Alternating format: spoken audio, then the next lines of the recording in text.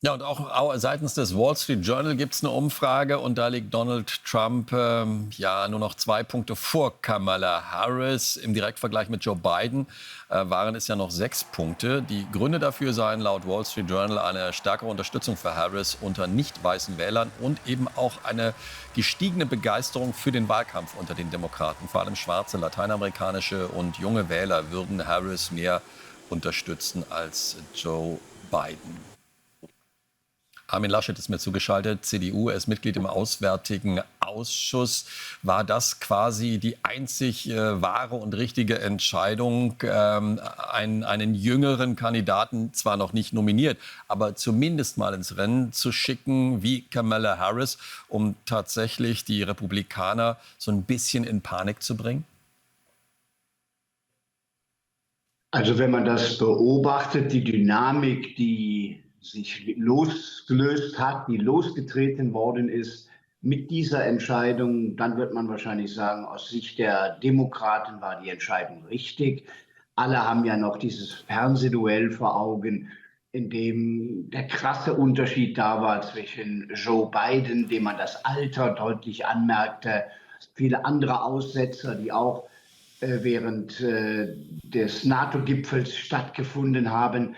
Und jetzt plötzlich eine dynamische Frau, eine Kandidatin, die die Menschen bei den Versammlungen begeistert, die in wenigen Tagen 200 Millionen Dollar Spenden eingeworben hat. Also das ist, glaube ich, wenn man es nüchtern betrachtet, das Ergebnis. Der Wechsel hat sich gelohnt.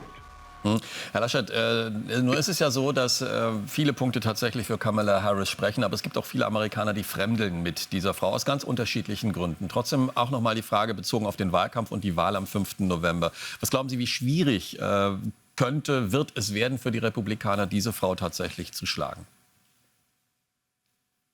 Ich glaube, das kann man heute überhaupt nicht beurteilen. Wir haben die Umfragen gesehen. Es gibt solche Umfragen und solche Umfragen. Die sind natürlich auch immer interessengeleitet, wie sie dann publiziert werden. Und am Ende muss man ja in bestimmten Swing-Staaten gewinnen. Man muss vorne liegen und kann dann plötzlich auch, wenn man nicht mehr Stimmen hat als der andere, eine Wahl gewinnen. Und jetzt zu prophezeien, wer da am Ende vorne liegt, das halte ich für verwegen.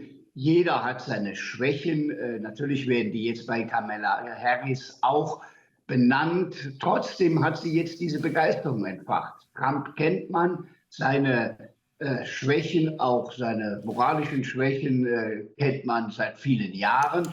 Und man weiß natürlich auch, welche Leute ihn unterstützen und für was sie stehen.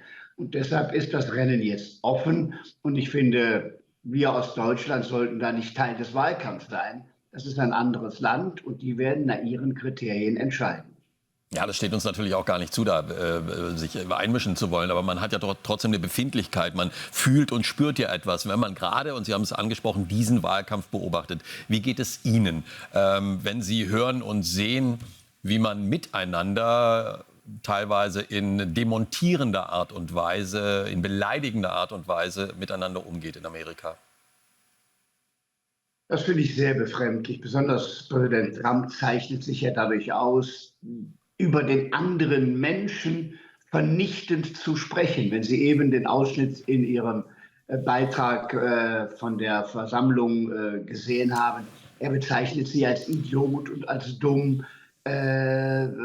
Und das sind noch die harmlosesten Beschreibungen, die man dem Gegenkandidaten benennt. Joe Biden hat er kontinuierlich immer nur korrupt bezeichnet, ebenfalls Hillary Clinton im letzten Wahlkampf, im vorletzten Wahlkampf.